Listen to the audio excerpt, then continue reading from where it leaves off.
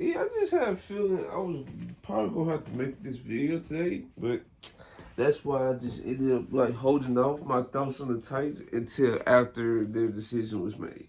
So the Titans today have decided to fire Ran Carthon, even though they just hired him 2 seasons ago, and I just find it very odd because how can you be taken seriously as a serious franchise if you just so wishy washy on stuff? Like you cannot just keep turning out new coaches, new GM, new this that every year and expect to be good. Like that does not make no sense to me. First off, let's get to the first GMC fire, which was John Robinson. John Robinson got the boot because guess what? He concealed the deal on the AJ Brown deal. Okay, boom. Everybody agreed with the boot. Everybody agreed that John Robinson has brought good to the franchise, but towards the end of his tenure, he brought bad, right? Okay, boom. We go through the next season, right? So, right, this is the first season, Ran Carthon and Mike Vrabel. And then before I get into, like, before Mike Vrabel got fired, Mike Vrabel and Amy Adams and a couple other high-ranking executives, they was in the GM hiring process, right? And it was at a point Mike Vrabel, Ray Carthon gave his spiel about how he turned the franchise around, and Mike Vrabel just simply put thought he wasn't ready, and then throughout the course of the season, it looked like his thoughts was kind of like proven true almost to him at least, and yeah, we go on. The Titans have another mediocre season, and yeah, we definitely that was. And then the roster was just not good, full of draft bust. Ran Carthon, at least he drafted a pillar of this Titans franchise for multiple years, which is Peter Skoronski. Hopefully, we can resign him once his rookie contract is up because he's going to continue to improve each season. And yeah, that's really all I got to say about that. Then we go in the off season, maybe a day after the Jacksonville game of that year, they decided to fire Mike Vrabel, and I just instantly I just knew this was not a good thing to do. The only thing Mike Vrabel needed to do was hire a better staff around him. That's the only thing he needed to do. But game planning, coaches back, dog, he was a good coach for that. Now, of course, the players gonna disagree because in the off season this year, they was talking about how it was more detailed instruction, how they would start over if stuff wasn't performed correctly, compared to the old style, which was where a lot of stuff go, which was which I was caught by surprise because I thought Mike Vrabel was a great tactician and he was able to get us through tough situations. Now, folks going to say and have revisionist history saying Mike Vrabel was kind of overrated. He's a good coach but not a great coach. He just didn't know how out coach the talent that was on his roster, and I just find it interesting because I feel like in any situation a coach he's not going to be able to outcoach a talentless roster. You give Jim Harbaugh that situation, he's not going to do good. Matter of fact, in his last year with the 49ers, they started 7-3. Once the injury started to pile on, guess what? They became 8-8. When Sean Payton left the Saints, you think the Saints was in a good position to add talent to the roster? No, they cap situation was not good. The talent was depreciating. Drew Brees retired. A lot of things went the other direction. So that's why Sean Payton he decided to take a year off of coaching, wait, and that's why he got the Broncos job. You give anybody a talentless roster, and you see what they gonna look like. That doesn't make sense. The folks using that argument. Okay, so boom, they filed my framework. So we're going through the coaching process, and this is where I step in because mostly everybody in Titans Twitter, they said, "Oh, the Titans need to go to an offensive-minded direction. We need an offensive-minded head coach. We need this and that." Okay, so I gave my opinion. I said why are we just ruling out a defensive coordinator like Mike McDonald? Like, he's a good defensive mind. Why would you not want that on your staff? Like, I mean, not as your staff, like as a head coach. Like, I can understand wanting an offensive mind, but guess what? You gonna have concerns with can they run the locker room? Like, can they control the locker room? Okay, yeah, they can bring their offense, right? But how is the other things is going to look, right?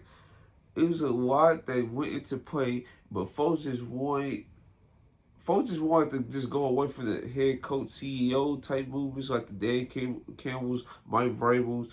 You can say Bill Belichick at one point. What's another like CEO type coach? Oh, Nick Sirianni for the Eagles. Like those type coaches, the Titans fans wanted to get away from. They wanted somebody that could bring offense to do. So okay, we go through the Texas offensive coordinator. I don't know why I'm forgetting his name right now. Bill Callahan. Not Bill. Brian Callahan.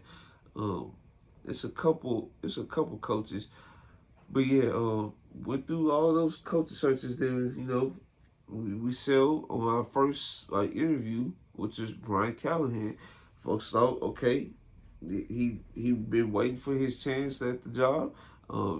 His offense of game planning is pretty good. Okay, so this may be a good hire.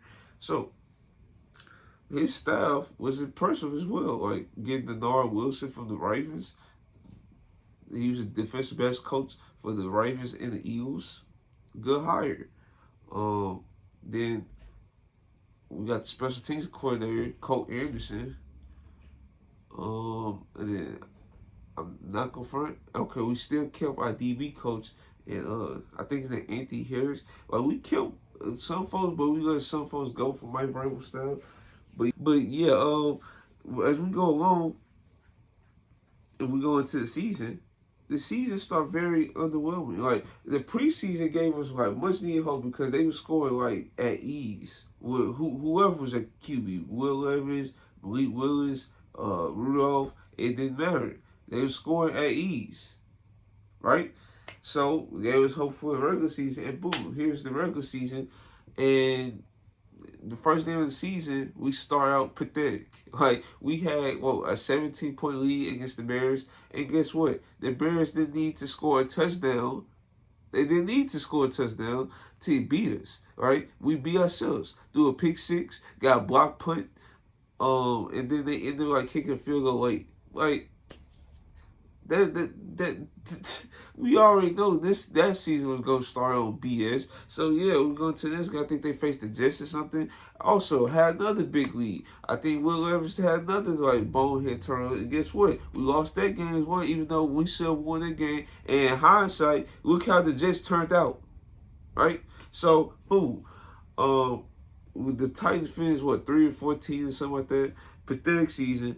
Okay, so we're going to matter of fact, a couple days after the season ended. Oh, is Brian Callahan gonna be back? Is Ran Carthon gonna be back? And in my opinion, I'm like, why are these guys already on the hot seat when they literally just got here? Like, what are you proving trying to fire folks just off jump? That didn't I don't get that whatsoever, right? So, here we are today. They decided to fire Ran Carthon, even though this was presented as his first full year as the GM. First full year, right?